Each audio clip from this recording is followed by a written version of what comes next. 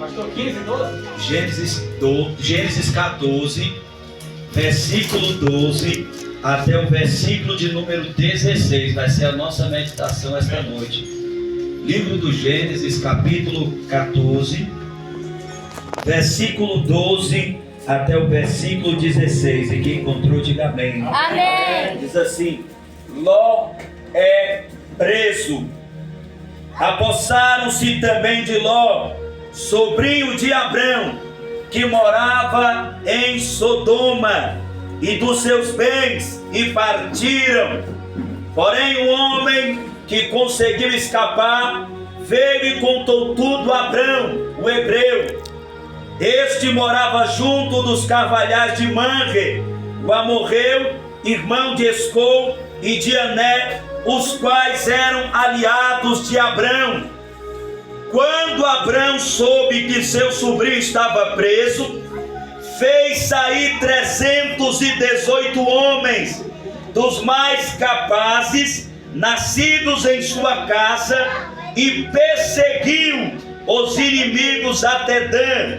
E de noite, Abrão dividiu seus homens em grupos, derrotou os inimigos e os perseguiu até Obá, que fica ao norte de Damasco. Trouxe de novo todos os bens, e também o seu sobrinho Ló, os bens dele, e ainda as mulheres e o povo. Podem se assentar em nome de Jesus. Aleluia, Jesus. Meus irmãos, eu quero aqui compartilhar com vocês uma reflexão, Pai, seu irmão Edson, irmão Paulo, cujo tema é as características do exército de Abrão. As características do exército de Abrão. No capítulo 14 do livro do Gênesis, nós observamos que 4 reis, eles vão lutar contra 5 reis. Dentro desses 4 reis está Quedorlaomer. Quedorlaomer julgou, subjugou, dominou Sodoma e Gomorra durante 12 anos. Quedorlaomer os subjugou e dominou. No 13º ano, eles se rebelaram. No 14º, Quedorlaomer com mais 3 reis vem para a batalha. Sodoma e Gomorra se juntam com mais 3 reis e vão para a batalha. Eles perdem a batalha para Quedorlaomer. Ele leva Ló, sobrinho de Abrão, preso. Leva a esposa de Ló, as filhas de Ló e todos os bens que Ló tem cativo com ele. A Bíblia Sagrada também diz que eles levam todo o povo de Sodoma e Gomorra, os bens, e vão embora. A Bíblia diz que uma pessoa escapa, corre até Abrão, que mora nesta época, segundo a Bíblia Sagrada, nos carvalhais de Manre, em Hebrom. E ali, quem mora perto dele, seus aliados, a Bíblia diz que é Escol e Ané, irmãos de Manre, e todos eles são aliados de Abrão, e Abraão mora em Hebrom. E a Bíblia diz que esse homem que escapa, ele vai até Abrão e conta que Ló foi levado preso, sua esposa, suas sobrinhas, seus bens. E a Bíblia diz que ele então, Abraão, ele vai levantar o seu exército para ir para a batalha, para tentar resgatar o seu sobrinho, para tentar resgatar Ló, sua esposa, suas filhas e todos os bens que Ló havia perdido. Abraão, segundo a Bíblia, o texto que nós lemos, ele levanta da sua casa 318 homens capazes, nascidos em sua casa, e ele persegue os inimigos até Dan. E de noite Abrão dividiu seus homens em grupos, derrotou os inimigos e os perseguiu até Obá, que fica ao norte de Damasco. E ele trouxe de novo todos os bens, e também no seu sobrinho Ló, os bens dele, e ainda as mulheres e o povo. Abraão, ele foi para a batalha. Abraão estava preparado para a batalha. Abraão estava pronto para a guerra. Abraão estava pronto para ir guerrear. Abraão não lutou por motivos egoístas, nem benefício próprio. Abraão lutou porque ele amava o seu sobrinho Ló. e ele queria muito ajudá-lo. Foi por isso que Abraão entrou nesta batalha. Abraão não entrou nesta batalha porque ele era egoísta. Abraão não entrou nesta batalha por nenhum benefício próprio. Ele entrou nesta batalha por amor e por compaixão do seu sobrinho e da sua família. Agora nós vamos refletir sobre as características do exército de Abraão. E nós vemos que o que é preciso ter na esfera espiritual para obtermos vitória sobre o mundo, sobre o pecado, sobre o diabo e os seus demônios, através da característica do exército de Abraão, nós vemos e aprendemos o que é necessário para obter vitória sobre o mundo, para obter vitória sobre o pecado, para obter vitória sobre o diabo e os seus demônios. E nós vemos tudo isso através das características do exército de Abraão, Rabacandarácia. E a primeira característica desse exército, segundo a Bíblia Sagrada, está no verso 14, aonde ele diz que ele separou 318 nascidos em sua casa. A primeira característica do exército de Abraão é que ele vai nos mostrar que os homens eram nascidos em sua casa. Aqueles que compunham, que formavam o exército de Abraão, eram pessoas que nasceram na casa de Abraão. Abraão os fez ser os homens que eles eram. Abraão trabalhou no caráter deles. Abraão trabalhou na vida deles com Deus. Abraão, ele ensinou tudo para estes homens que nasceram em sua casa. A primeira característica é: os homens eram nascidos em sua casa. Eu e você entendemos, eu e você compreendemos que eu e você devemos nos lembrar, eu e você devemos sempre se lembrar, em termos espirituais, de que todo aquele que é nascido de Deus, esse vence o mundo. O homem e a mulher que nasceu de novo em Cristo Jesus, ele tem um poder dentro de si para vencer o mundo, para vencer o pecado, para vencer o diabo e os seus demônios. Todos aqueles que nascem em Cristo Jesus, eles têm o poder de vencer o mundo. A primeira carta de João, no capítulo 5, no versículo 4, a Bíblia nos informa e diz: porque todo que é nascido de Deus vence o mundo. E essa é a vitória que vence o mundo, a nossa fé. Eu e você vencemos o mundo porque nascemos de Deus. Aqueles que nasceram pelo Espírito, através da palavra de Deus, de maneira que se tornou uma nova criatura, e as coisas velhas se ficaram do passado. Essas pessoas então vivem o novo de Deus e recebem de Deus um poder para vencer o mundo, para vencer o pecado, para vencer o diabo e seus demônios. Quem nasce em Cristo Jesus é um vitorioso, e ele tem poder dentro dele para vencer o mundo pelo poder de Deus. E se você crê, diga glória a Deus e aleluia. O primeiro nascimento nos tornou filhos de Adão, e Adão ele foi derrotado, e Adão ele fracassou por causa do pecado. Mas o segundo nascimento, ao nascer de novo em Cristo Jesus, nos tornamos filhos de Deus. E ao nos tornar filhos de Deus, assim como ele venceu, nós também venceremos, porque Jesus ele compartilha a sua vitória com todos aqueles que estão em sua presença e estão na sua casa. Se ele venceu, nós venceremos, porque ele compartilha conosco a sua vitória.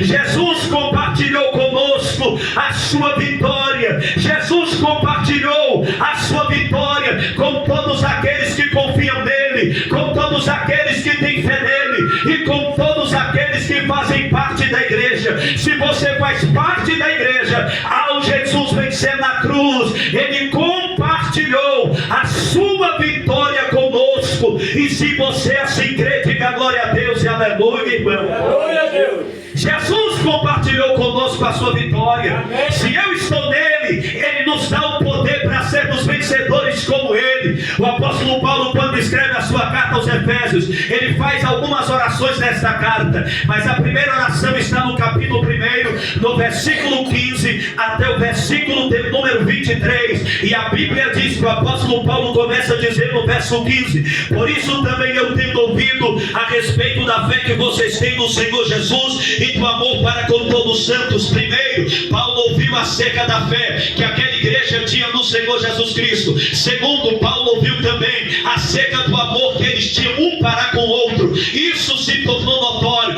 Todo mundo comentava da fé que existia na igreja de Éfeso. Todo mundo comentava do amor que eles tinham uns para com o outro. E isso se tornou notório. As pessoas comentavam: aquele povo daquela igreja tem muita fé. Aquele povo daquela igreja, eles se importam um com o outro. Eles cuidam um do outro. E quando Paulo ouviu isso, no verso 16 ele disse: não cesso de dar graças a Deus por vocês, mencionando nas minhas orações. Paulo está agradecendo a Deus pelaquela igreja ter muita fé em Deus e por aquela igreja se importar um com o outro, ao contrário das igrejas hoje, aonde as pessoas não têm fé em Deus, aonde as pessoas creem mais em homens e coisas humanas e no seu próprio braço, do que ter fé em Deus e acreditar no poder de Deus. E a Bíblia mostra que também era uma igreja que se portava um com o outro. Aonde uma igreja tem o amor de Deus, eles se importam um com o outro. A sua vitória é a minha vitória, a sua bênção é a minha bênção. Hoje a minha esposa foi na reunião do síndico e do nosso condomínio, e o síndico falou que as pessoas julgavam ele porque ele estava com carro, mas ele disse que trabalhar e trabalha na segurança pública. Ele também está sendo síndico de outros condomínios, e ali no Parkway e outras cidades mais, e as pessoas ficam tristes e ficam perseguindo a ele porque ele prospera. E ele chegou a dizer lá na reunião, dizendo: o povo não consegue se alegrar com a vitória do próximo. E é verdade, tem muita pessoa que não se alegra com a vitória do seu próximo. As pessoas, quando vê alguém prosperar, as pessoas começam a julgar. Mas nós, como igreja, nós devemos ficar feliz ao ver o nosso irmão prosperar. Não é ter inveja, não é desejar o mal para o nosso irmão, mas é para orar a Deus e agradecer pela vitória do nosso irmão, porque no tempo de Deus ele também vai te abençoar. Deus, ele faz como quer, na hora que quer, do jeito que quer, e tudo é para a glória e para a honra do nome do Senhor Jesus Cristo. Então a tua vitória é minha, a minha vitória é sua. E quando você precisar, eu não vou estar lá para te julgar, não vou estar lá para apontar o dedo e dizer: não, você pecou, você errou. Não, nós devemos se importar um com o outro. Se o irmão está caído, nós chegamos com o remédio que é Jesus e levantamos o caído com a graça de Cristo, e o nome de Deus é glorificado, porque na igreja temos que ter amor uns para com os outros. E se você crê, diga glória a Deus e aleluia. E ele, em primeiro lugar, ele pede na sua oração: eu peço ao Deus de nosso Senhor Jesus Cristo, o Pai da glória, que conceda a vocês espírito de sabedoria e de revelação, no pleno conhecimento dele. Primeiro, espírito de sabedoria. Paulo está pedindo para a igreja espírito de sabedoria. O que é isso, pastor? É para a igreja ver as coisas na perspectiva de Deus, é para a igreja ver as coisas na visão de Deus. Com isso você vai ter sabedoria de Deus para lidar com toda a situação, porque a sabedoria de Deus é você enxergar tudo na perspectiva de Deus, não da perspectiva do mundo, não da sua perspectiva, mas dentro da perspectiva de Deus. Em segundo lugar ele diz: e de revelação no pleno conhecimento dele. Sabe o que Paulo está pedindo? Paulo está pedindo para que aquela igreja viesse a dia após dia crescer no seu conhecimento para com Deus. E esse conhecimento de Deus, irmãos, ele vai durar até nós chegarmos no céu. Enquanto você viver, você precisa conhecer mais de Deus. Eu preciso conhecer mais de Deus. E é isso que Paulo está querendo, que aquela igreja continue a progredir no conhecimento de Deus. Você pode ter 30 anos de crente, você pode ter inúmeros títulos eclesiásticos, você pode ter sido usado para inúmeras coisas, mas eu e você ainda precisamos conhecer a Deus, aprender de Deus e nos aprofundar de Deus, porque esse processo continua até a gente chegar na eternidade. E quando chegar na eternidade, ainda tem muito para aprender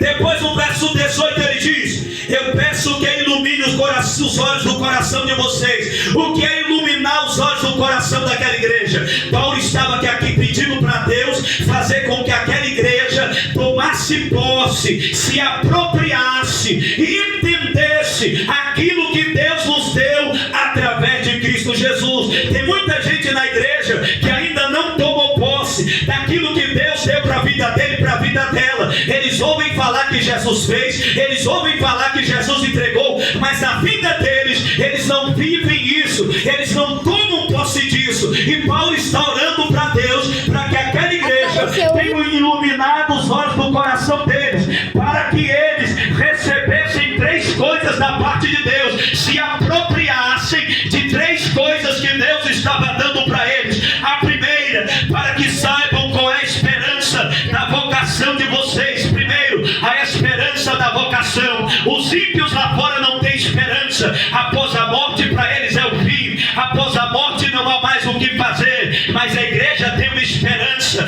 Nós temos uma esperança. E a nossa esperança não está na terra. A nossa esperança está no novo céu e na nova terra que Deus tem preparado para todo aquele que Ele ama. E nós precisamos saber qual é a nossa esperança. A nossa esperança é a vinda de Jesus. A nossa esperança é a eternidade. A nossa esperança é morar no céu com Deus. A nossa esperança é ter a vida eterna na presença do Senhor e Salvador Jesus Cristo. Essa é a esperança da igreja. E muitas pessoas não sabem. E Deus está falando para Paulo orar para que aquele povo pudesse tomar posse dessa verdade. A esperança que nos reserva Deus na eternidade no céu. E não existe nada nesta terra que se compare com aquilo que Deus tem para a nossa vida.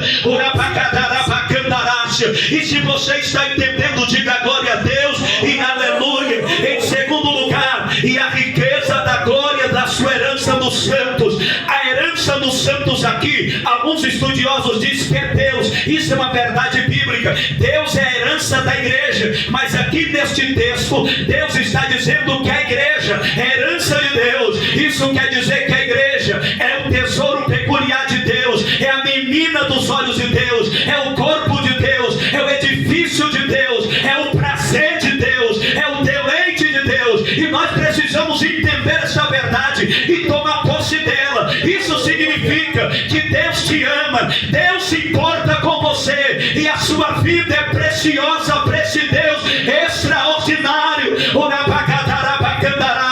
Mas pastor, eu sou um pecador, eu sou uma pecadora. É por isso que Ele enviou o Filho dele, para mostrar o quanto você é importante para Ele, e o quanto você é o tesouro peculiar desse Deus maravilhoso e extraordinário, para a glória do Senhor Jesus Cristo. Deus se importa conosco, e nós precisamos se apropriar dessa verdade. Nós precisamos tomar posse disso. Você é a menina dos olhos de Deus, você é a propriedade peculiar de Deus, você é herança de Deus. Não importa o que os outros dizem, não importa o que você pensa de você, esta noite Deus te trouxe aqui para te dizer que você é herança de Deus, você é importante para Deus, e Deus te ama, e a sua vida é preciosa para Ele.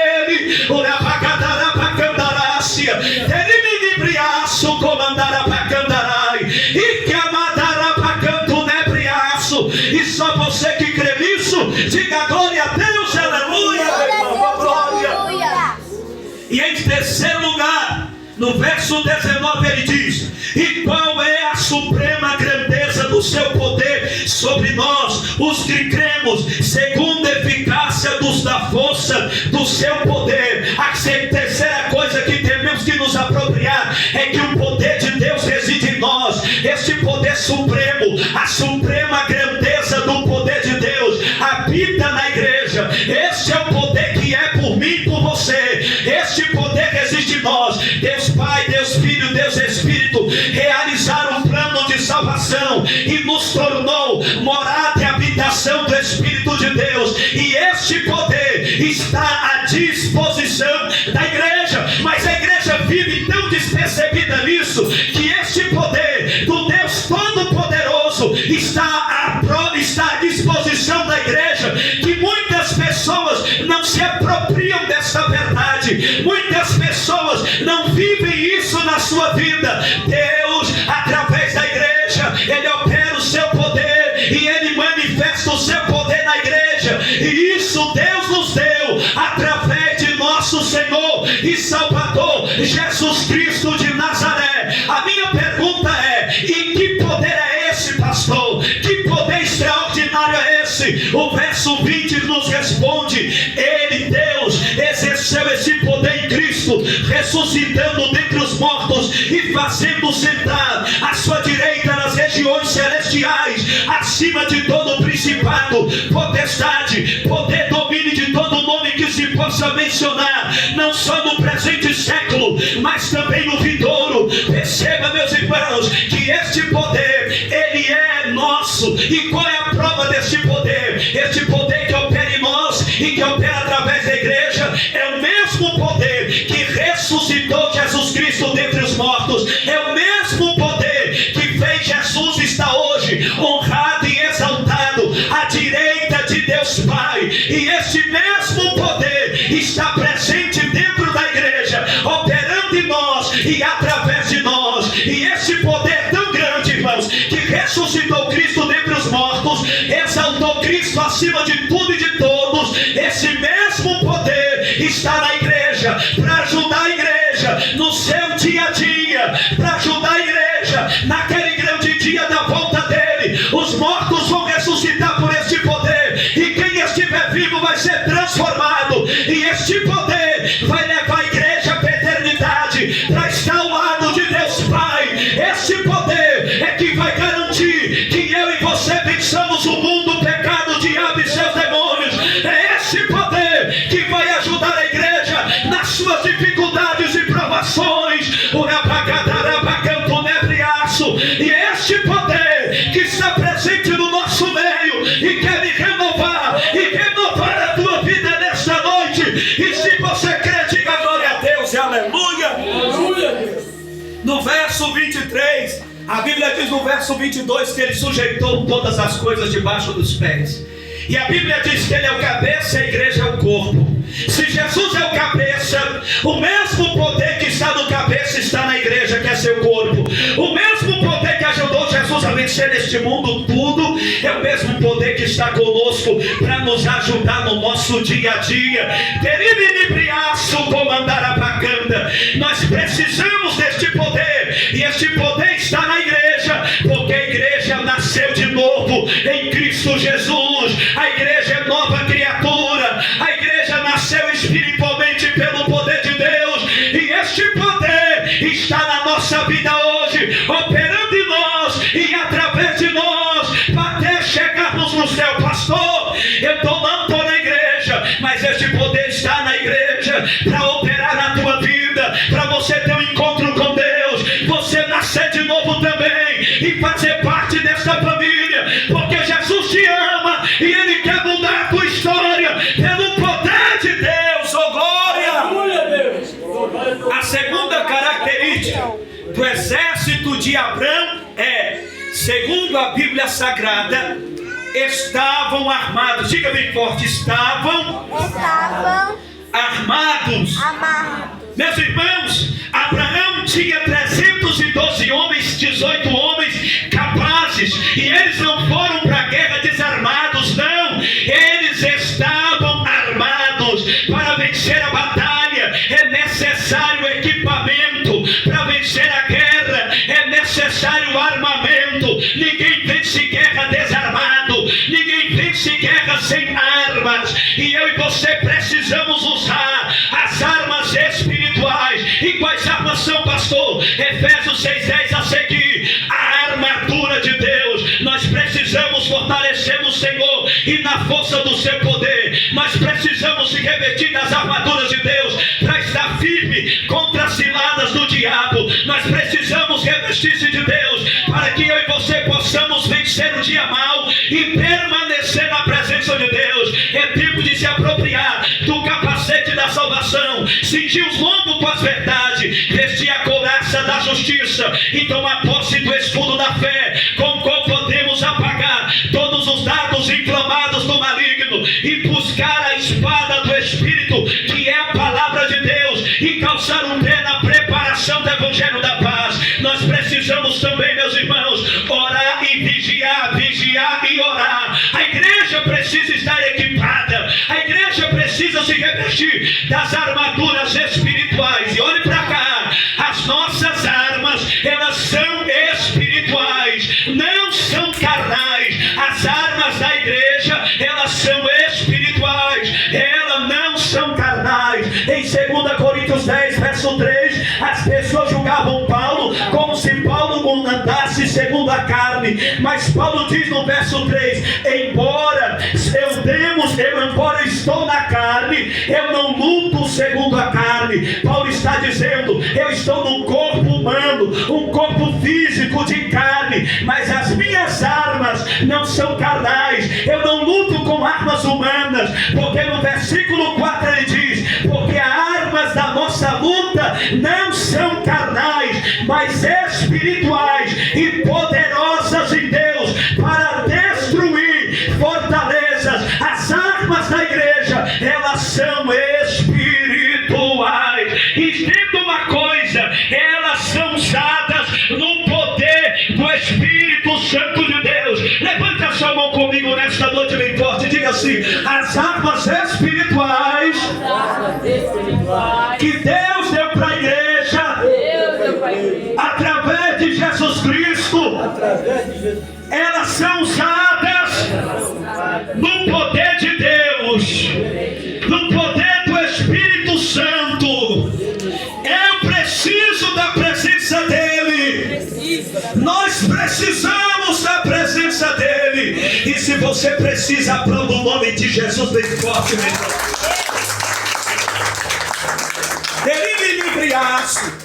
A oração e a palavra de Deus são as armas mais eficazes e devem ser usadas pela fé. Para nós recebermos o Espírito Santo e termos essas armas espirituais, nós precisamos orar e nós precisamos da palavra de Deus. Eu sei que a palavra de Deus às vezes é cansativa para muitos, porque a nossa carne, ela não quer as coisas espirituais, mas o homem de Deus, para estar preparado para a guerra, ele precisa orar, ele precisa comer a palavra de Deus. A mulher de Deus também, ela precisa orar, ela precisa comer a palavra de Deus, e assim vem o Espírito de Deus, enche a nossa vida e nos faz tomar posse das armas espirituais e estarmos prontos para as lutas neste mundo. E as lutas são muitas, irmãos, lutas na família, lutas no casamento, lutas com filhos e filhas, lutas no trabalho, lutas na rua, lutas espirituais, lutas em várias áreas da nossa vida. E é por isso que nós precisamos estar revestidos das armaduras espirituais para vencermos as nossas batalhas. Glória a Deus. Derimibriaço. E a terceira característica do exército de Abraão, eles estavam preparados. Eles estavam preparados. Este exército era um exército que estava preparado para a glória de Deus. É um exército preparado. Diga bem forte, um exército preparado. Porque eles eram um exército treinado. Diga bem forte, exército treinado. É um exército treinado. Porque nós, irmãos, temos que entender que a equipe de Abraão, o exército de Abraão, era um exército treinado. Vocês acham que eles foram para a batalha sem treinamento? Não. Você vê o treinamento quando Abraão chega na batalha. Ele separa o seu exército em 3 bandos. Ele separa o seu exército, divide o seu exército em bandos, porque ele tem estratégia. Isso é treino, isso é preparo. São pessoas treinadas que estão indo para a batalha. São pessoas treinadas que estão indo para a guerra. São pessoas treinadas que estão indo lutar. São pessoas treinadas que estão indo para aquela luta. São pessoas treinadas que estão indo guerrear. briaço comandar a pacanda. Derime briaço comandar a pacandarácia. Agora escute o que eu vou lhe dizer. Não importa o quão excelente seja os equipamentos de guerra, não importa o quanto seja excelente as armas da batalha, se os soldados não forem treinados, eles serão facilmente derrotados. É a mesma coisa de você pregar um soldado. Ele não foi treinado, ele não sabe manusear uma arma. Você pode botar o melhor fuzil na mão dele, ele vai ser derrotado facilmente, porque não foi treinado, não foi preparado, não está pronto. Agora entenda que eu vou aplicar para a igreja de nosso Senhor Jesus Cristo, a igreja de Jesus na terra. Ela precisa entender e ela precisa compreender que o povo de Deus na igreja, o propósito da igreja é treinar o povo de Deus para usar a Bíblia com eficácia, é para usar a oração com eficácia, é para reconhecer o inimigo com eficácia, e em quarto lugar é para obedecer as ordens como bons soldados de Jesus Cristo. Aqui nós estamos sendo treinados, aqui nós estamos sendo aperfeiçoados, aqui nós estamos sendo habilitados, aqui nós estamos sendo qualificados para quando depararmos com a luta lá fora, você sair daqui pronto, preparado, armado e capacitado por Deus para vencer as lutas, as batalhas do teu dia a dia. Urapacanto nebriaço comandar a bacanda, nebriaço comandar a bacai. Aqui é o treinamento da igreja. O propósito de vir para a igreja é isso, porque aqui a gente ouve a palavra de Deus, aqui a gente aprende de Deus,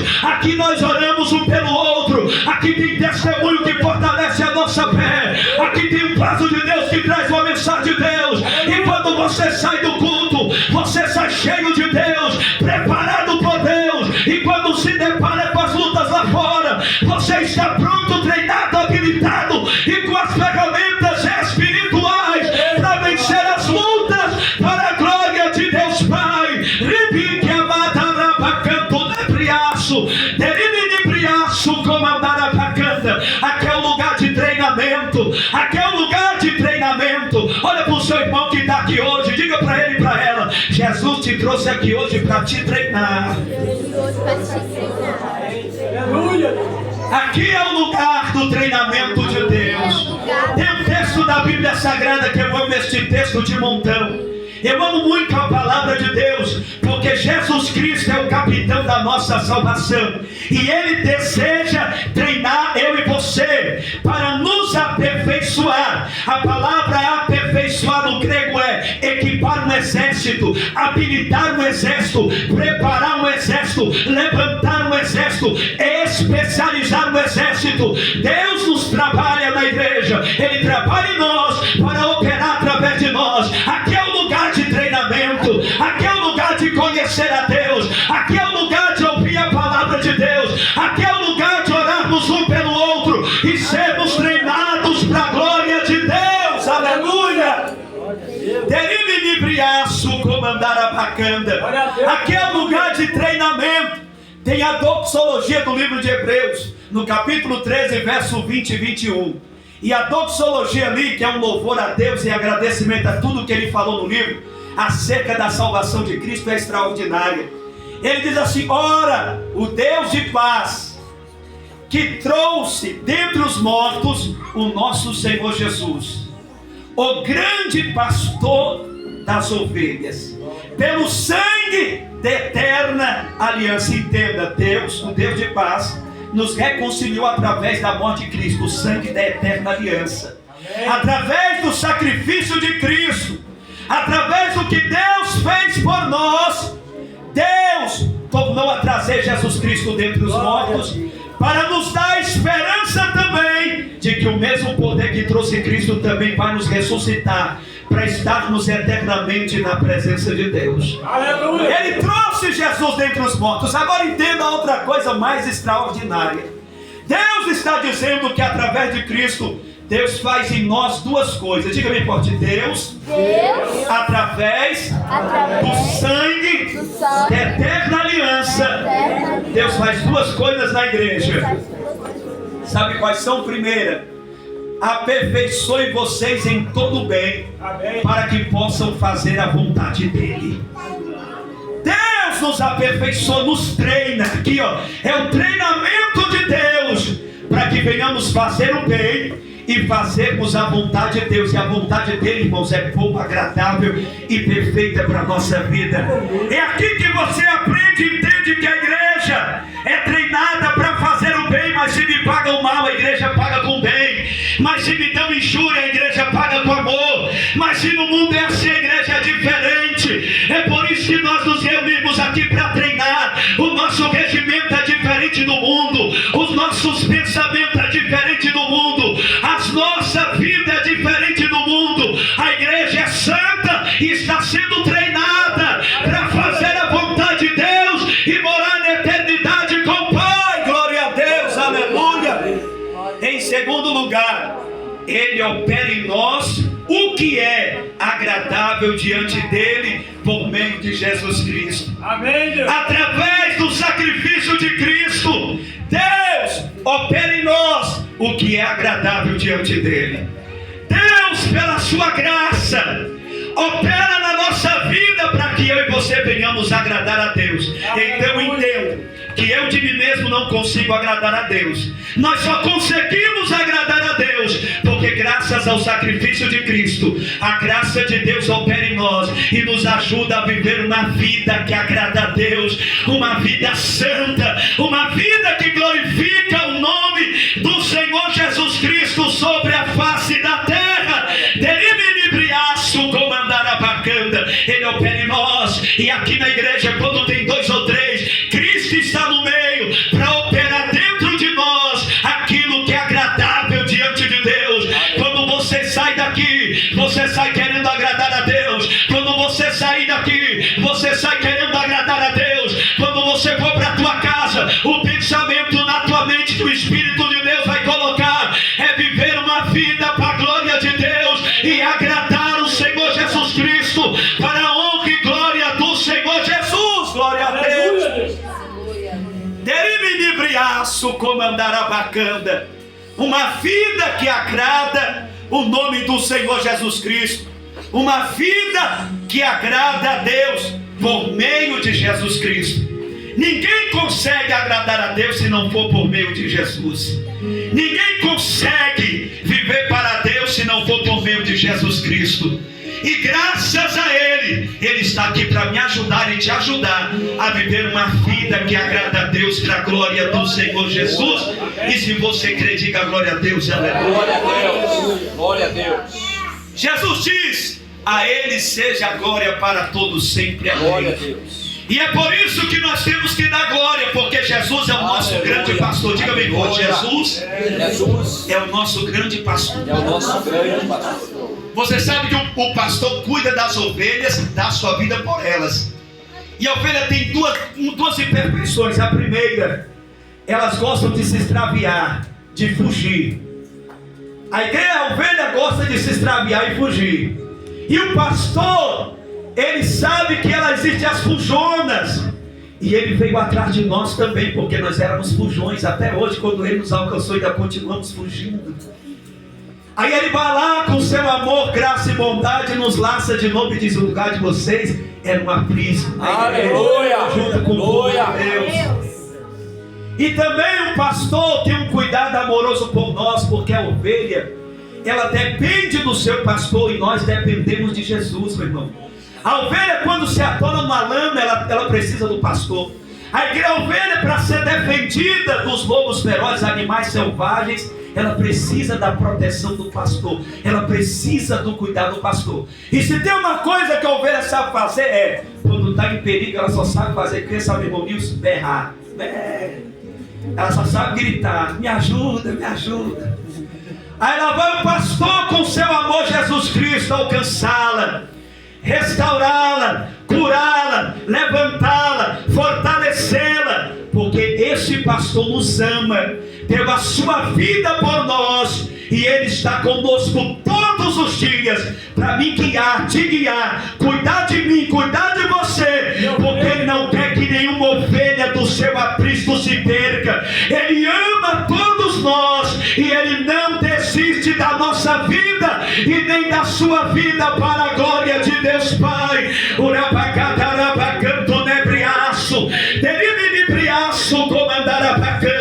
Deus está dizendo para alguém aqui que pensa que Deus não se importa e não cuida da tua vida. Você é ovelha do aprisco de Deus. O grande pastor não abre mão de cuidar de você. O grande pastor vai cuidar da tua vida. O grande pastor não se esqueceu de ti. E que amadarabacanto nebria, libri que amanto nebriaço. E se assim você crê, aplauda o nome desse Deus que Ele merece.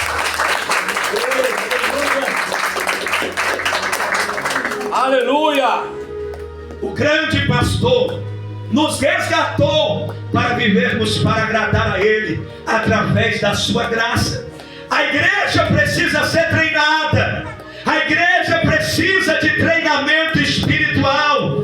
As pessoas hoje gostam de treinar na academia, não tenho nada contra, mas não se esqueça de treinar também na igreja, porque aqui é o preparo, aqui é o quartel-general. Aqui Deus tem treinamento espiritual para a nossa vida. Aqui Deus quer nos equipar. Aqui Deus quer nos preparar para que venhamos enfrentar as lutas. E esses últimos dias as lutas não têm sido fáceis. Nós temos visto pastores apostatando da fé, pastoras, obreiros, missionários, homens e mulheres de Deus, porque foram falhos no treinamento e deixaram de treinar, e os músculos espirituais se atrofiaram. Porque quando você faz academia, faz musculação, os músculos passam a ficar firmes. E espiritualmente não é diferente. Quando nós estamos treinando espiritualmente, nós vamos se tornando firmes na rocha que é Cristo. E ali nós vamos tomando maturidade e crescimento espiritual. E os ventos não nos derrubam mais, porque aquele que nos sustenta é maior que o vento, é maior que a luta, é maior que o inimigo, é maior que a prova. E o nome dele é Jesus Cristo. E Ele está aqui para abençoar a nossa vida. Glória a Deus. Oh, glória a Deus. Livre que amada suri miserébia. Glória. Terimibriaço comandar a bacana. A quarta característica do exército, estou concluindo. A quarta característica. Eles acreditavam no seu líder. Diga bem forte. Eles acreditavam no seu líder. Abraão e o seu exército, eles acreditavam no seu líder. A Bíblia Sagrada diz que Abraão viajou 200 quilômetros para fazer um ataque surpresa aos 4 reis. 200 quilômetros ele percorreu para fazer um ataque surpresa. E a Bíblia diz que ele triunfou absolutamente. A vitória foi absolutamente triunfante. Deus fez com que Abraão fosse vitorioso. Mas por que ele foi vitorioso? Porque Abraão seguiu as instruções do Senhor. Abraão seguiu as ordens do líder maior, que é Deus. Abraão obedeceu a voz do Senhor. Aí hoje você vê pessoas na igreja e diz: pastor, porque eu não prospero, porque a minha vida não vai para frente, porque eu não consigo alcançar as coisas, porque está lutando sem seguir as direções do mestre, está lutando sem seguir as direções de Deus. Abraão foi vitorioso porque seguiu as instruções do Senhor Deus. Se o povo de Deus tem a esperança ou espera vencer os seus inimigos, o povo de Deus precisa confiar em Deus e obedecer às suas ordens. É preciso obedecer às ordens de Deus. É preciso ouvir as ordenanças do Senhor. É preciso entender que Deus deixou a palavra dele para nos dar as ordens, para nos dar a direção. E nós precisamos ouvir as ordens do Senhor Deus para nossa vida. Labracadarabacandarácia, Deriminibriaço comandarabacandarácia, Deriminibriaço comandarabacandarácia. Em quinto lugar, o exército de Abraão tinha uma quinta característica. característica. E sabe qual era a quinta característica? Eles eram unidos. Sim, eles eram unidos. Eles eram unidos. E a Bíblia mostra que não eram 3 exércitos com 3 líderes, era um só exército e Abraão estava no comando. A igreja, o povo de Deus, precisa estar unido em amor, porque a união da igreja é importante para sermos vitoriosos. Aonde há divisão, o diabo reina, o pecado reina e o povo de Deus é envergonhado. Mas onde há união, o povo de Deus é mais forte, o povo de Deus é vitorioso, porque se tem 2 ou 3 que concordam em oração acerca de qualquer coisa, pelo Pai é atendido nos céus. A igreja precisa ser unida. Abraão separou o seu exército em bandos, mas era Abraão que era o líder, porque a igreja é um corpo, e no corpo cada um tem a sua função. Nenhuma parte do corpo é dispensável, não. Todas são úteis, desde o porteiro, desde o faxineiro, desde o pastor. Não existe ali diferença de galardão para Deus e para o corpo, não. Todos têm a sua utilidade, todos têm a sua eficiência na igreja. O pé não pode dizer para a mão: eu não preciso de você. Nem a mão pode dizer para a coxa: eu não preciso de você. Nós precisamos uns dos outros, nós necessitamos um dos outros, nós precisamos estar unidos e juntos para vencermos as lutas. Eu já ouvi de pessoas esses dias: pastor, eu não levo o povo da minha igreja para minha casa, eu não consigo levar o pessoal para lá. Meus irmãos, nós vivemos um tempo de desunião, divisão no meio da igreja, pessoas que são divididas, e o povo de Deus está sendo derrotado, porque o reino dividido, Jesus disse que ele não prospera, ele não vai para frente, ele não vai avante. Você não vê macumbeiro falando mal de macumbeiro, você não vê o pessoa da Cumbanda ou de qualquer outra religião falando mal dos seus líderes e dos seus adeptos, não. Mas você vê o povo de Deus falando mal do povo de Deus, lavando roupa suja na internet e deixando de acolher o pecador. Eu não estou dizendo ser conivente com o pecado, mas levantar e não expulsar, e dar uma chance de restauração e não condenar, porque o juiz é Deus. A igreja prega o amor, a igreja prega o evangelho, a igreja prega a obra de restauração, a igreja chama o povo para voltar para a presença de Deus. É um exército unido, é um exército unido, é um exército unido na presença de Deus. E se você crê, diga glória a Deus e aleluia. Aleluia, glória a Deus. A sexta característica e a última, de Abraão e do seu exército. Sabe qual é a sexta e última característica? Eles tinham um único e firme propósito. Diga bem forte: Abraão e seu exército, tinham um firme e único propósito. Abraão e seu exército eram pessoas de propósito. Eles tinham meta, eles tinham um propósito. E sabe o que é isso? Pessoas com determinação, pessoas com objetivos, pessoas com alvos, pessoas com meta. Eles tinham um objetivo, eles tinham um alvo, eles tinham uma meta, eles tinham um propósito. Rabacandarácia, Derimenibriaço comandar a Bassúria, Derimenibriaço comandar a Bacandarácia. E o seu objetivo não era, meus irmãos, a vingança.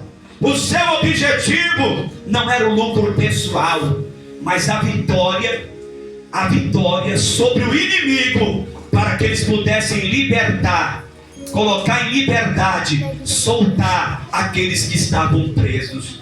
O objetivo deles era libertar o seu sobrinho Ló, as suas filhas e todos aqueles que foram aprisionados. A igreja tem um objetivo, um alvo. O primeiro propósito da igreja é crescer na graça, no conhecimento do amor de Cristo. O segundo propósito da igreja é alcançar e buscar os cativos e perdidos. E o terceiro propósito da igreja é estar se preparando, buscando os meios de desenvolvimento espiritual, para estar pronto quando o noivo voltar, para buscar a sua igreja. Derime-me-briaço, comandar a Súria. E uma coisa importante: quando estamos sem propósito, somos derrotados. Quando perdemos o propósito de Deus na nossa vida, o inimigo nos envergonha. E nós vemos isso, porque quando pessoas perderam o propósito de Deus, se embaraçando, se envolvendo com o negócio dessas vidas, nós vemos essas pessoas tropeçarem. Eu vou dar 3 exemplos aqui. 2, o fim foi terrível. Apenas um se arrependeu, voltou para o propósito, e o seu nome está escrito na galeria dos heróis da fé para a glória de Deus. Paulo disse em 2 Timóteo 2,4: nenhum soldado em serviço se embaraça, se envolve em negócios dessa vida, porque o seu objetivo é agradar aquele que o recrutou. Aleluia! E quando a pessoa se embaraça com as coisas desse mundo e se perde do propósito de Deus, o diabo envergonha. A Bíblia diz que Deus mandou Josué destruir tudo em Jericó. Acã e uma capa, prata e ouro escondeu debaixo da tenda. Por causa disso ele morreu apedrejado com a sua esposa, seus filhos e seus animais, no vale de Jacó, que significa vale da perturbação, vale da destruição. Se embaraçou com as coisas dessa vida, saiu do propósito de Deus, que era destruir tudo, mas as coisas dessa vida tirou Acã do propósito de Deus. 1 Samuel capítulo 15, Deus vira para Samuel e diz: Samuel, diga para Saul destruir os amalequitas. Saul vai destruir, mas poupa o melhor das ovelhas, o melhor de valioso, poupa o rei Agag, destrói tudo que é desprezível. Deus manda Samuel ir, e no versículo 23 a seguir Deus diz: você foi rejeitado como rei. Ele diz: não, Samuel, não, vamos comigo adorar a Deus. Ele segura no manto, o manto se rasga. O reino foi rasgado da tua mão. E no versículo final diz assim: Deus preparou alguém que é melhor do que você para te substituir como rei. Eita Deus, e nós vemos o fim trágico dele. 1 Samuel 30 é trágico. Ele se suicida, perdeu o propósito de Deus, perdeu a visão de Deus, perdeu o alvo de Deus, e o seu fim foi trágico. E olha o que falar de Sansão. Deus falou para Manoá, pai de Sansão, e a mãe dele: ele vai libertar o povo de Deus das mãos dos filisteus. Mas ele tinha algumas ordens para ser seguidas da parte de Deus. E Deus disse no livro de Deuteronômio que o povo de Deus não podia casar com as mulheres dos filisteus. E trazendo para o nosso tempo de hoje, Sansão foi procurar uma Arlequina, uma mulher do mundo, irmãos, sem compromisso com Deus, sem moral, sem respeito, vivendo na vida do mundo errado. Ou foi procurar um homem sem moral, caráter e nome de Deus. E Deus disse na sua lei que não podia, porque ele foi intiminar e arrumou uma mulher de lá. Sansão vai lá e bebe, e ele não podia tomar nada da videira, se beber, já transgrediu a lei de Deus. Sansão, quando vai, mata o leão na volta, o corpo do leão está podre, as abelhas colocaram mel, ele bota a mão no corpo morto, tira o mel, come, dá para o papai e para a mamãe, não diz para ele de onde tirou. E segundo a lei de Deus de Nazireu, ele não podia tocar em defunto e morto. Ele não podia tocar em defunto e morto. E ele desobedeceu a Deus.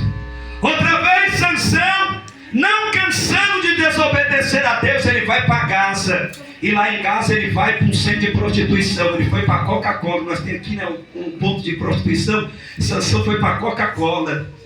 Foi procurar garotas de programa. E a Bíblia diz que ele arranca o portão da cidade à meia-noite e diz: eu sou forte, eu sou o Sansão, eu sou o fortão, e sai levando o portão. Até que ele se apaixona por uma moça do vale de Soreque. e de Dalila.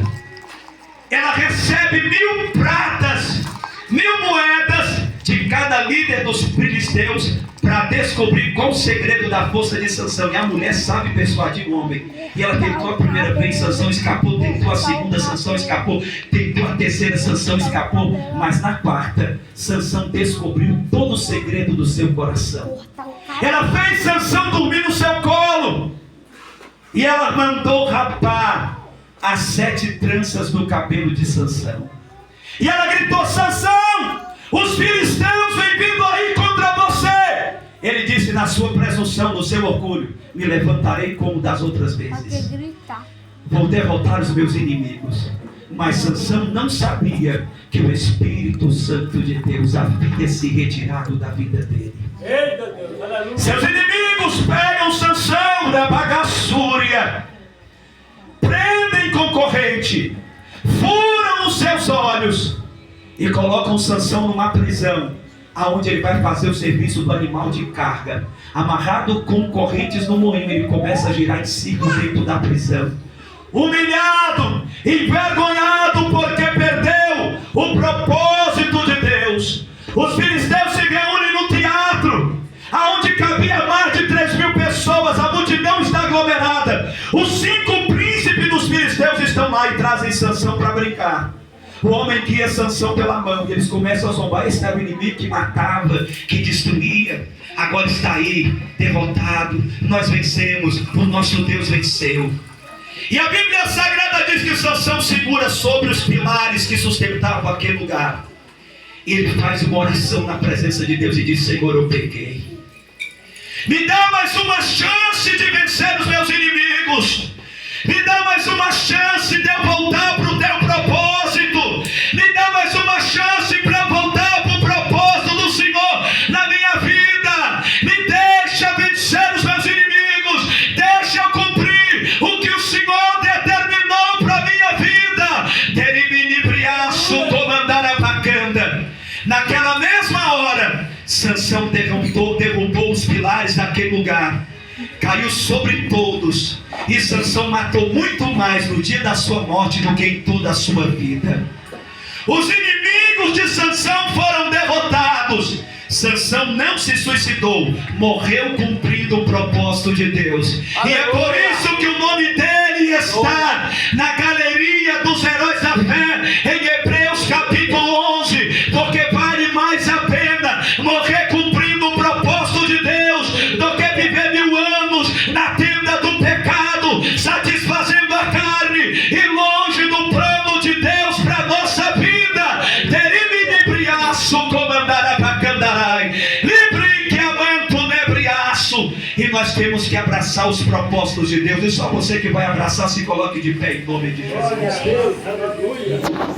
Querido irmão, Abraão, ele teve a sua conquista. Diga bem forte: Abraão e o seu exército conquistaram vitória com essas características. Abraão e seus aliados eram tão fortes que perseguiram seus inimigos por mais de 150 quilômetros. Está no versículo de número 15 e 16. Por mais de 150 quilômetros.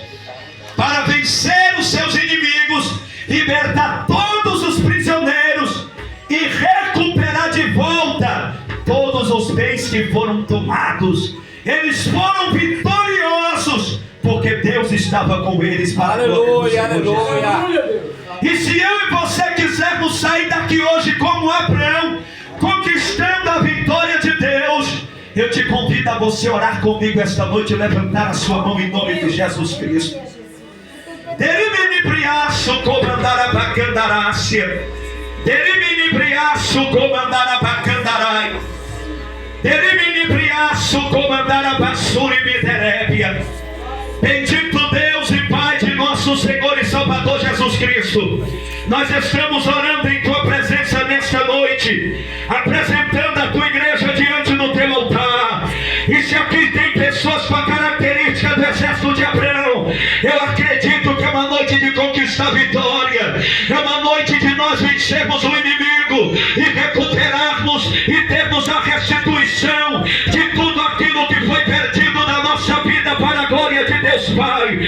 bacatara bacanto debriaço comandara bacai. Terimini briaço comandara bacanda. Terimini briamanto debriaço comandara bacandara. Terimini briaço comandara bacanda. Ora bacatara basuri me derebecandara. Ora bacatara bacanto debrecandora. Ora bacatara bacanto debrecandora. Ora bacatara basuri me derebecanto da baca. Ora bacatara basuri me derebecanto debriaço. Ora bacatara bacanto debrecandora. Ora bacanto debrecandora bacatara baca. Ele brincando debriaço comandara basúria. Ele brincando debrecandora. Renatara bacanto debriaço. Aqui é o lugar do renovo. Aqui é o lugar da renovação. Aqui é o lugar da preparação. Aqui é o lugar de Deus levantar o seu povo. Ora bacatara bacandora.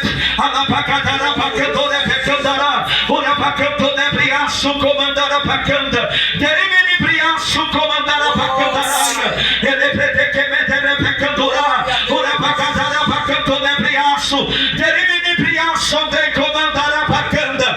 Terimini briamanto debriaço. Ora bacatara bacanto debria comandara. Ripique manto debriaço. Ele prete becamandora bacandara. Ora bacanto debriaço comandara bacanda. Terimini briaço comandara basuri me derebia. E que